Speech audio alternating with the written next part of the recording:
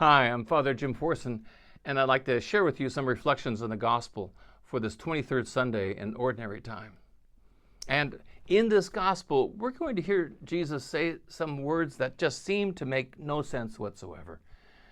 He says to his disciples, unless you hate your wife, your father, your mother, your brother, your sister, your own very self, you cannot be my disciple.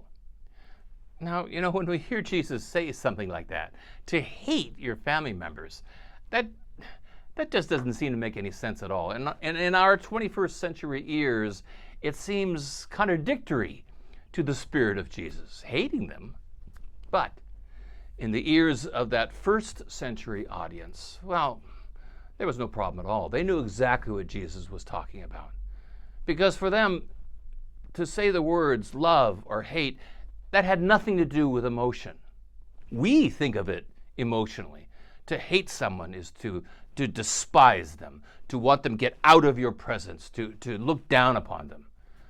But for the ancient Jews, to love meant to attach yourself to someone. And to hate meant to detach yourself from someone. It has nothing to do with an emotional response. And to attach yourself to someone means that this becomes now my way of life, and this becomes something more important than myself. Maybe the easiest way for us to imagine it is several years ago was that wonderful movie, Groundhog Day, in which the comedian Bill Murray played a narcissistic, completely self-absorbed news reporter who found himself trapped in the same day that kept repeating itself over and over and over, until he finally learned how to get it right. In other words, how to truly live life.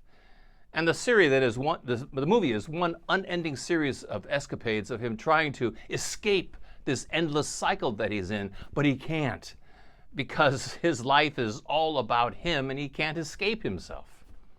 Until finally, little by little, he starts to focus on other people more than him. About a boy falling out of a tree whom he catches so he doesn't get hurt, or an old man who is hungry whom he feeds. And there's a woman that initially he was trying to take advantage of, but in time he found himself falling in love with her until he arrives at the point where he says, how can I serve you?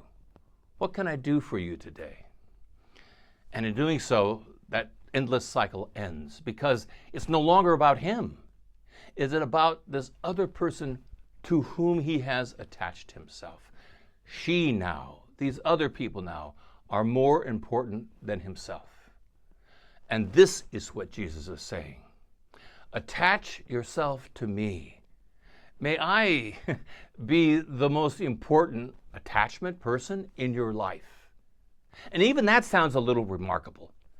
Be more important than my wife, my husband, my children, my parents? What Jesus is saying in attach yourself to me may be turned around by us asking ourselves the question, well then, who am I, or what am I attached to? And the danger is, as in the movie, my biggest attachment could very well be to me.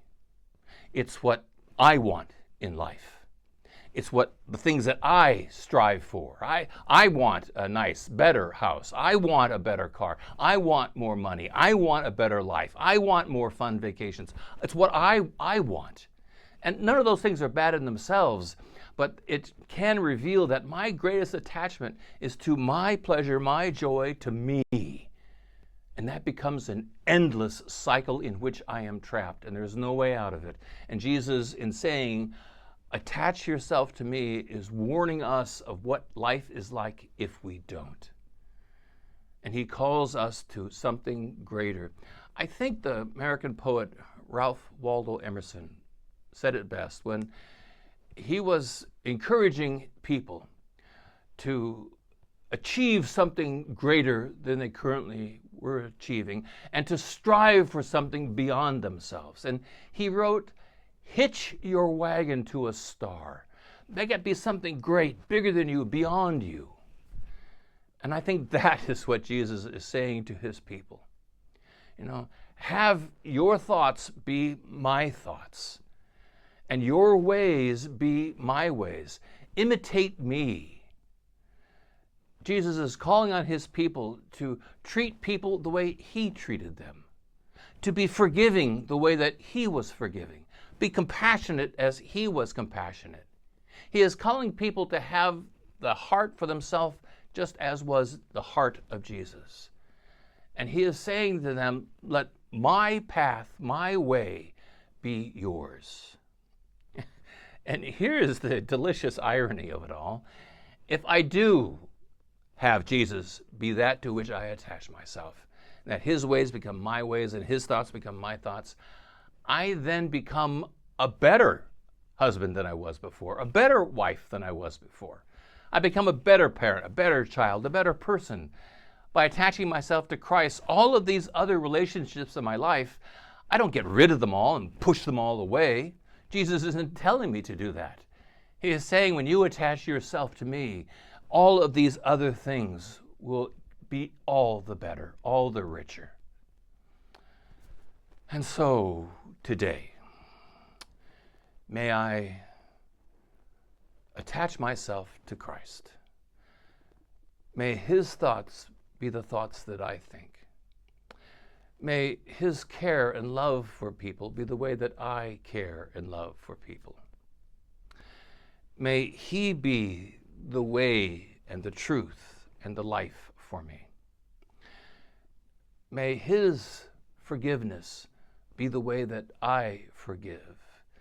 May the people that he most cared for be the people that I most care for. Today, may I attach myself to Christ. May I hitch my wagon to his star.